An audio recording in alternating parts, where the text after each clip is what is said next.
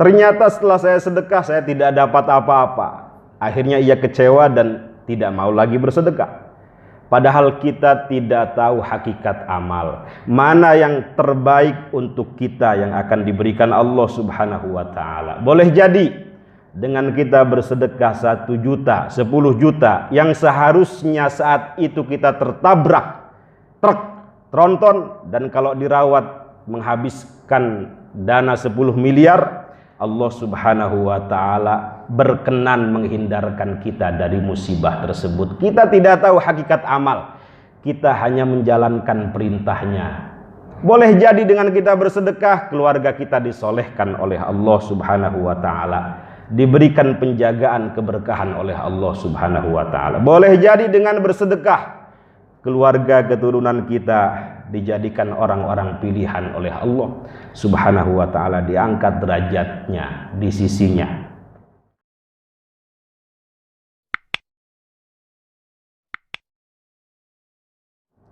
Alhamdulillah, alhamdulillahi dit-tawli wal ala, wassalatu wassalamu ala sayyidina Muhammadinil Mustafa wa ala alihi wa ashabihi ahli sidqi wal wafa.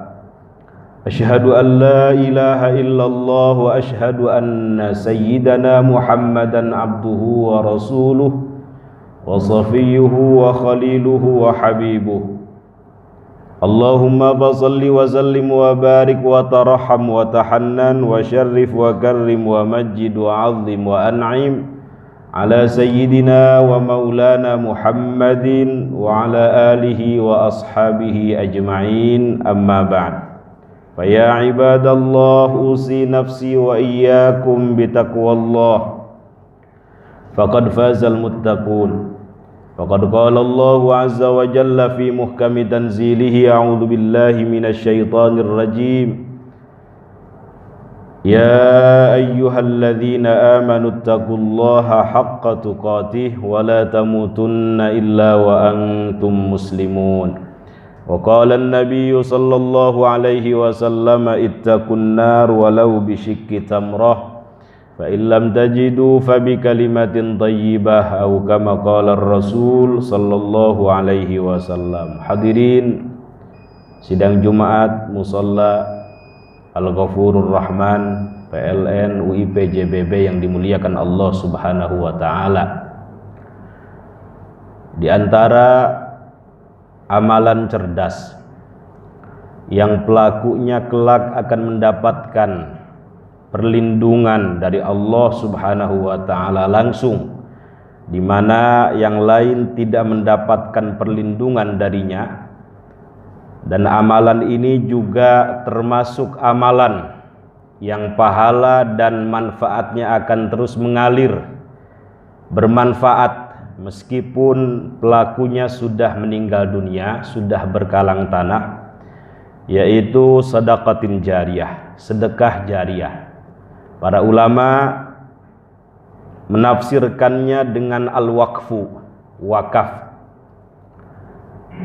Baginda Nabi besar Muhammad sallallahu alaihi wasallam menganjurkan kepada para sahabat untuk tidak segan-segan mengeluarkan sebagian hartanya untuk kepentingan kehidupannya di akhirat. Al-Imam Jalaluddin As-Suyuti membuat sebuah kaidah al-muta'addiyah afdalu minal qasirah. Ibadah sosial lebih utama daripada ibadah individual. Sedekah ini merupakan ibadah sosial yang manfaatnya tidak hanya dirasakan oleh pribadinya, tetapi orang lain pun ikut merasakannya. Kata beliau, ibadah sosial lebih mulia, lebih utama, lebih istimewa daripada ibadah individual yang manfaatnya hanya dirasakan oleh pribadinya. Tentu hal ini berkaitan dengan hal-hal yang sifatnya sunnah saja. Adapun yang sifatnya wajib tidak bisa dibandingkan. Misalnya zakat fitri, ibadah sosial, dengan sholat maktubah, sholat fardu, ibadah individual. Tetapi keduanya tidak bisa dibandingkan karena dua-duanya wajib, dua-duanya fardu. Adapun misalnya menyantuni anak yatim dengan berhaji yang kedua kali bisa dibandingkan. Utama mana haji yang kedua kali, artinya haji sunnah, dengan menyantuni anak yatim yang sama-sama sunnah? Maka para ulama mengatakan menyantuni anak yatim lebih utama, lebih istimewa, lebih mulia daripada ibadah haji yang kedua kali. Baik haji pahalanya surga, itu pun kalau mabrur. Sebagaimana sabda baginda Nabi besar Muhammad sallallahu alaihi wasallam, al-hajjul mabrur laisa lahu jazaa'un illal jannah. Haji mabrur tidak ada balasannya kecuali surga. Tetapi Rasulullah sallallahu alaihi wasallam tidak menjelaskan surganya di mana, bersama siapa.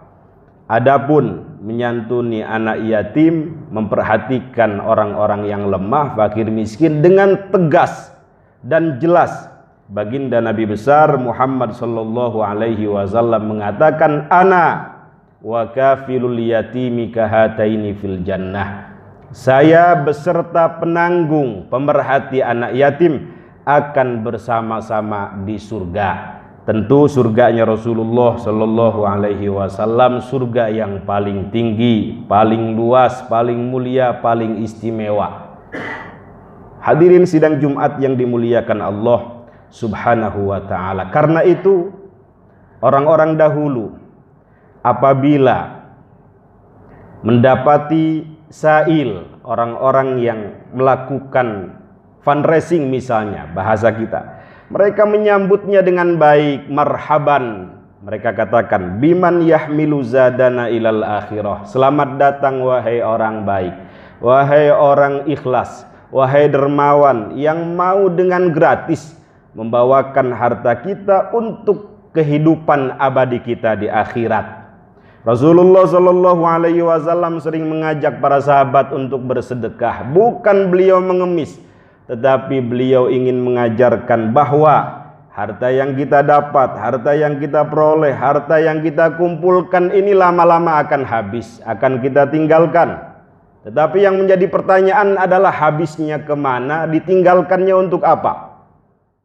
Dunia ini pilihannya dua. Kalau tidak kita tinggalkan, kita yang akan meninggalkannya.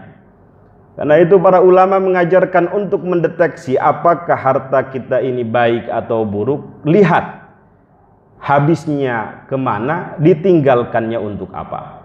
Kalau habisnya untuk hal-hal yang baik, yang bermanfaat, memperhatikan fakir miskin, anak yatim, orang-orang yang lemah, atau membangun masjid, pesantren dan lain sebagainya, insya Allah harta ini baik. Pelakunya dipilih oleh Allah, digerakkan oleh Allah Subhanahu wa ta'ala untuk melakukan kebaikan, hartanya pun pilihan. Innallaha tayyibun la yaqbalu illa tayyiban. Allah itu zat yang maha baik dan tidak menerima kecuali sesuatu yang baik. Tetapi apabila harta kita habisnya untuk hal-hal yang tidak bermanfaat, apalagi haram, boleh jadi harta kita ini merupakan istidraj, merupakan siksa tertunda yang kelak akan diberikan Allah Subhanahu wa ta'ala. Demikian kata para ulama, untuk mendeteksi apakah harta kita ini baik atau buruk, didapat dari jalur yang halal atau dari jalur yang haram. Hadirin sidang Jumat yang dimuliakan Allah Subhanahu wa ta'ala. Para sahabat mengajarkan kepada kita, misalnya Sayyidatuna Khadijah Al-Kubra alaiha salatu wassalam radhiyallahu anha, orang yang paling kaya di Makkah, sepertiga tanah Makkah milik beliau.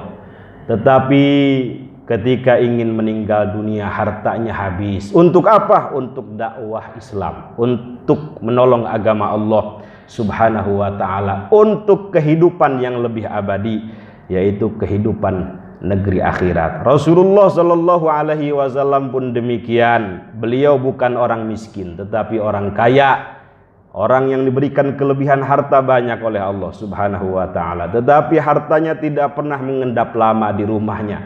Dapat 2 miliar habis, dapat 2 miliar habis seketika. Hadirin sidang Jumat yang dimuliakan Allah Subhanahu wa ta'ala, mengapa orang-orang enggan bersedekah? Boleh jadi 2 alasannya. Pertama, ia merasa bahwa harta yang ia miliki seutuhnya miliknya, padahal di dalamnya ada hak orang lain. Yang kedua, boleh jadi hitungannya masih matematis. Kalau saya sedekah 1000, maka akan mendapatkan 10 kali lipatnya. Kalau saya sedekah 10.000, saya akan mendapatkan 10 kali lipatnya. Ternyata setelah saya sedekah, saya tidak dapat apa-apa. Akhirnya ia kecewa dan tidak mau lagi bersedekah. Padahal kita tidak tahu hakikat amal, mana yang terbaik untuk kita yang akan diberikan Allah Subhanahu wa ta'ala. Boleh jadi dengan kita bersedekah 1 juta, 10 juta, yang seharusnya saat itu kita tertabrak truk tronton, dan kalau dirawat menghabiskan dana 10 miliar, Allah Subhanahu wa ta'ala berkenan menghindarkan kita dari musibah tersebut. Kita tidak tahu hakikat amal, kita hanya menjalankan perintahnya. Boleh jadi dengan kita bersedekah, keluarga kita disolehkan oleh Allah Subhanahu wa ta'ala, diberikan penjagaan keberkahan oleh Allah Subhanahu wa ta'ala. Boleh jadi dengan bersedekah, keluarga keturunan kita dijadikan orang-orang pilihan oleh Allah Subhanahu wa ta'ala, diangkat derajatnya di sisinya. Hadirin sidang Jumat yang dimuliakan Allah Subhanahu wa ta'ala, orang yang meninggal sekalipun berharap kepada Allah agar dihidupkan 1 detik saja. Satu yang ingin mereka lakukan, fa'as-saddaqa wa akum minas salihin, ingin bersedekah dan ingin berbuat baik.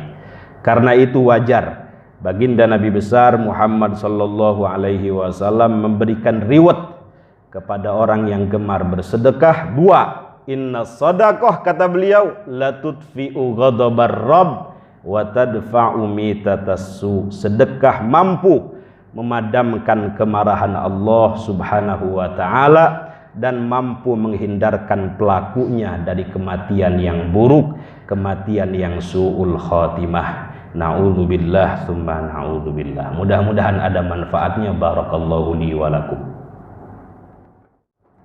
Alhamdulillah, alhamdulillahi dit-tawli wal ala, wassalatu wassalamu ala sayyidina Muhammadinil Mustafa wa ala alihi wa ashabihi al-mustakmilina syarafa. Asyhadu an la ilaha illallah wa asyhadu anna Muhammadan abduhu wa rasuluhu wa safiyyuhu wa khaliluhu wa habibuh. Allahumma fasalli wa sallim wa barik ala sayyidina Muhammadin wa alihi wa azwajihi wa dhurriyyatihi wa tabi'ihim lahum bi ihsanin ila yaumiddin, amma ba'd. Fa ya ibadallah, usi nafsi wa iyyakum bi taqwallah faqad fazal muttaqun. Innallaha wa malaikatahu yusalluna 'alan nabiy. Ya ayyuhalladzina amanu sallu alaihi wa sallimu taslima.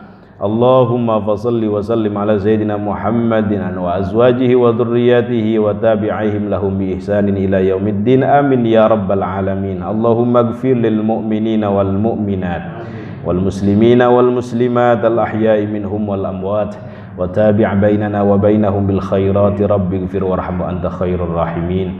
Allahumma inna nas'aluka ridhaka wal jannah wa na'udzubika min sakhatika wan nar. Allahumma inna nas'aluka al afwa wal afiyah fid dini wad dunya wal akhirah.